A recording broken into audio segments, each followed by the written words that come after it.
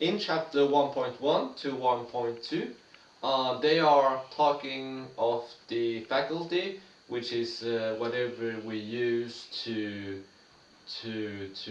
something, um, to an end or to a certain thing. And he's saying that it's the faculty of reason that we need to have, um, and what faculty of reason we need depend on what thing is that we are having, or going to practically do. Um,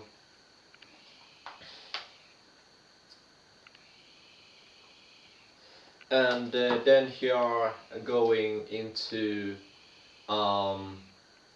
here he's going into the will, and he's telling us about God, how God is giving us us the will, and for us to decide. And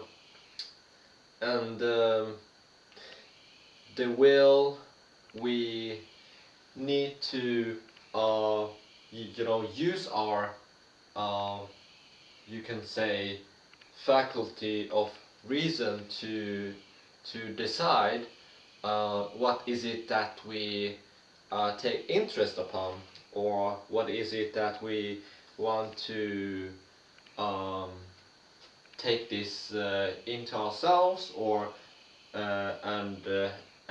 to the opposite, what is it that we want to come away from, or perhaps not so dramatically, but what is it that we want to not put our interest to. And he's connecting that to what we have here: nature, role, and interest decides if we are going to, as he says, sell ourselves, because different people sell themselves as different prices, to quote Epictetus. But and he's also giving examples from occasions um, between Nero, a Roman emperor, and a senate, and some others that doesn't need to be senate, and they are all having this different like opinions on how they are going to you might call response to what they are told to do, because in their times the Roman emperors would say one thing, and he would have, you can say, control over your life. He will tell you one thing, or tell you to do one thing, and it will immediately put your life to the game, or question, you can say. And then he's giving some really interesting things to think about, which we are going to go into soon. Um, but as for now, if we begin with the faculty and the faculty of reason, he says here, take grammar. How far does its power of examination extend? Only as far as making decisions about writing, What about musicology? Only as far as making decisions about tunes, so does either of them contemplate itself? Certainly not. Now, if you are writing to a friend, grammar will tell you how best to express yourself, but it won't tell you whether or not you should be writing to your friend.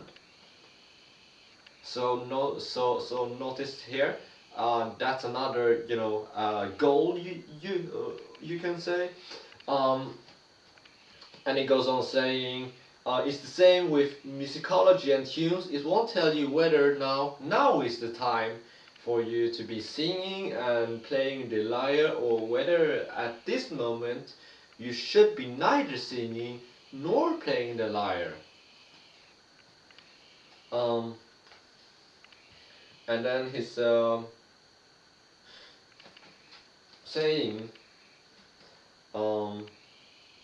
and he's talking about and he's basically bringing in what he calls the impressions. So what is it that is happening around us, or in front of us, or behind us, or like presently, you can say. So he's saying, which faculty will give you this information? The one that examines both itself and everything else, and which is that?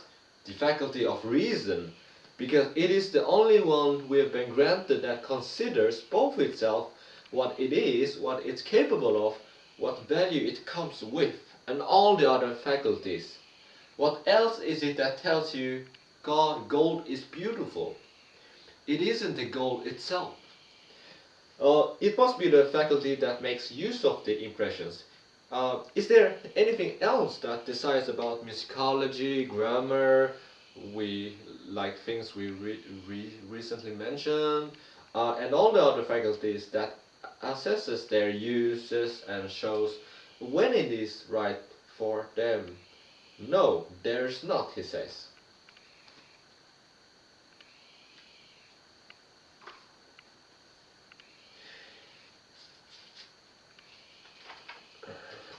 And he says that he's bringing to in God. What is the God giving us? He says the will. The God is giving us the will, and he later says in one instance that which we are going to soon leave up. And he's talking about some examples between a guy called Lateranus, which Nero have ordered to be beheaded, and it didn't strike at the first moment. But the head shrank back a little, but then the guy himself shrank its head back to the place, and the one guy was coming up to him and asking about him, and he says, like, about the conflict with Nero, and he says, if I have anything to say, I will speak to your master. So that's very important. And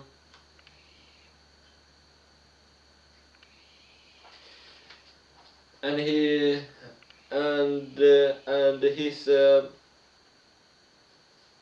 discussing explicitly about this.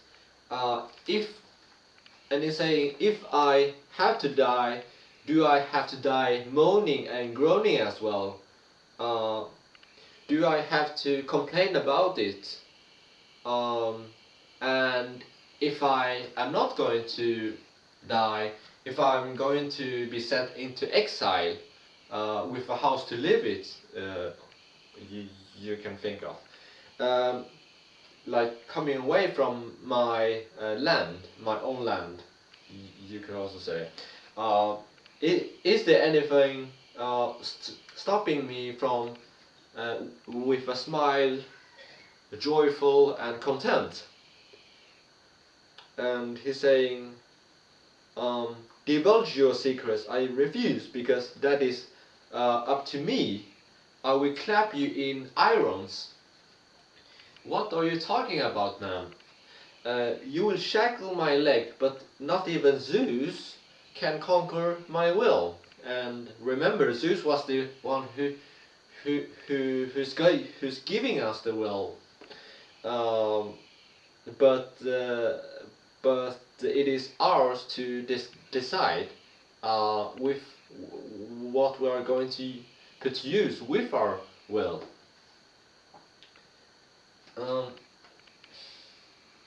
and he's taking um, about and he's taking about a questions asked by one of his students.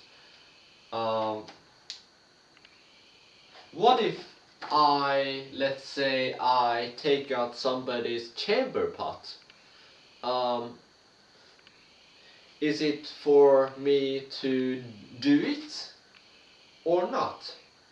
And Epictetus says it depends on what you are, because in the Roman time they had slaves, right? So if a slave is going to take out somebody's chamber pot in order to avoid being thrashed,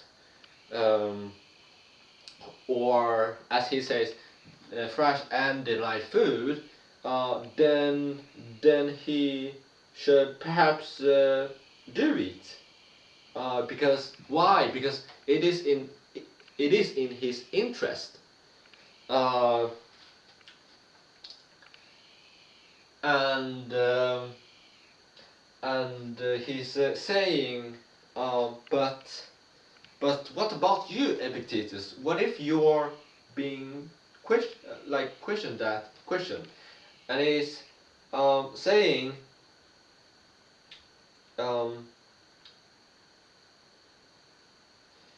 and he's saying that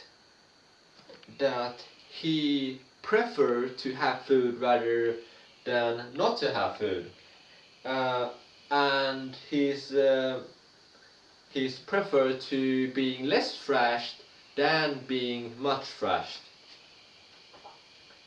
uh, and therefore he's saying I am going to take out the chamber because of these which I put my will to.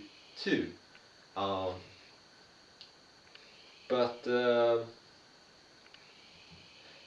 and and then he says that he says you need to know yourself, what and how yourself, like how yourself are, because he says that different people sell themselves, or the price differs from different people, and how much you're worth to yourself and at what price you sell yourself. And he's saying a guy called the florist, which is going to perform one of Nero's the spectacle, and his friend says, "Oh man, you can go, but I am staying," and he's being asked why, and he replied, "Because I don't even stop to consider it. The point is that as soon as someone starts to deliberate about these kind of things, weighing up the relative values of externals and making decisions on that basis, he's not far off one of those people who are unaware of his own role." I mean, what you're asking me, which is preferable, death or life? Life, of course. Pain or pleasure? Pleasure, of course. But if I refuse take part in that tragedy, I will lose my head. And he says, go ahead then, take part, but I won't. Why me and not you? Because you're thinking of yourself as just one thread in a toga. Um, Meaning what? You're bound to care about how to be similar to other people, just as a thread, like to be purple, the little bit of brightness that makes all the rest seem lovely and fair. So why are telling me to conform to the majority? How in that case would I be purple? So you notice here, so the called guy is not buying into to be similar to other people, and therefore he says, I'm not going to be a part of it, part of the it. Um, and then, which we are going to end just in a short of minutes. Um, and then he says about Helvidius Priscus, which is a member of the Senate, and he says, and the emperor by the name Vespasian has ordered him to not attend the Senate, and not only that, but he says, don't ask me for my opinion, and I will keep quiet. But I'm bound to ask you, and I'm bound to say what seems right. The senator is saying. And he's saying that, oh, I will threaten you with death, and the Senate is saying, did I ever tell you that I was immortal?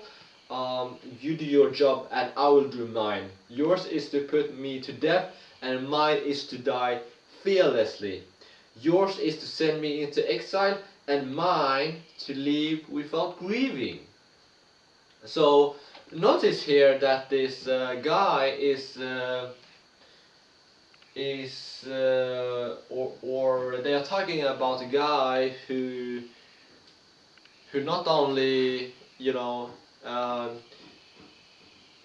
you can say put his will to things that interest him, but he's also making decisions for the outcome. So, and then they are talking about, did that guy do any good? And he says, and he's basically going to the, we mentioned about the toga and the thread. He's saying that instead of being or instead of like being the thread like anyone else thread in this toga, which is a Roman costume, by the way. He says that I want to be the purple thread. I want to be a model for not just myself, but for other people. And yeah, let's see here. So it's about being or being not the thread, which we mentioned first, but what we mentioned just now, they are talking about that you could be and also at the same time not the thread, depending on what you are, you know, thinking when you are making your decisions. And there is one instance that, and as we mentioned, you can think that all those examples we have mentioned is about being hurt. so is it like reasonable or not reasonable being hurt?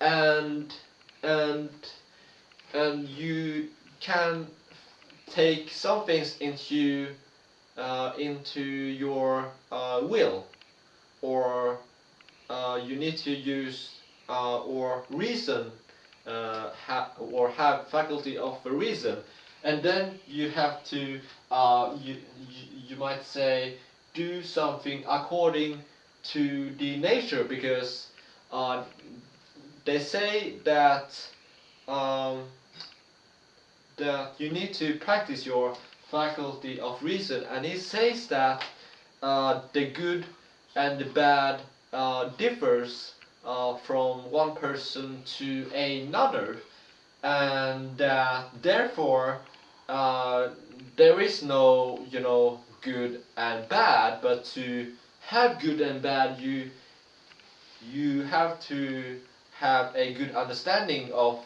faculty of reason, um, and that will, somehow bring you closer to the nature, which you can think of like the good, the improvement of whatever you're doing or thinking or living.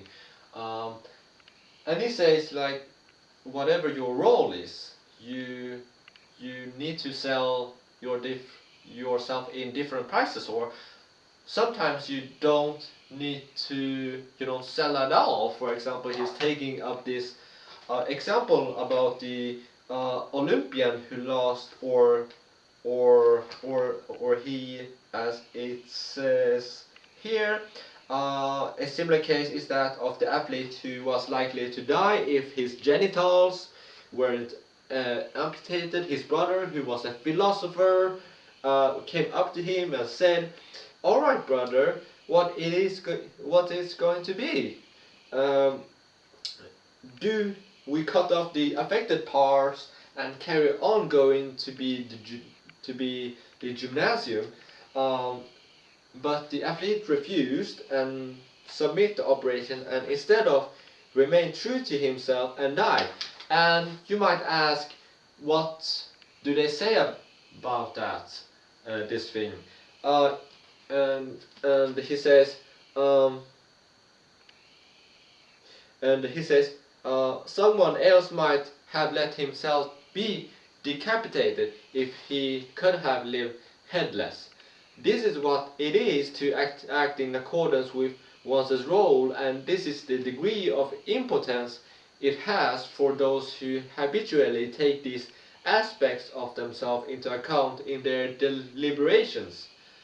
Um, and and there's one, funny question being asked to Epictetus, which he answers, like he's being asked, um, "What then? What can you shave off your beard?" And he replied, um, "As as a philosopher, I reply, no, I won't." Um, and he's being, funnily asked, I will remove your head." And he says, "If that seems best, go right ahead." Because why is he, thinking that, oh, if you want to take away something, my body part or something like that, my arms, you could also say. Uh, and remember, this goes back to the will. Uh, like Epictetus or doubt separating the body from the will. So the body doesn't belong to ourselves, he says, as mentioned. Um,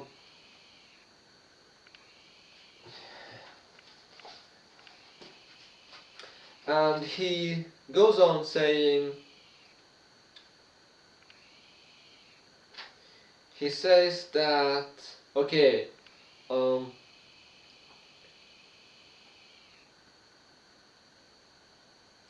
he says that, okay, so if I am going to um, if I am going to like do my thing which you says, uh, if I'm going to if I'm going to do that, but like how do I know that I am doing it in accordance with my role? And he goes on saying between a bull and a lion.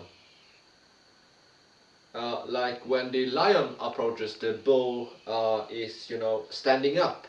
He's, taking his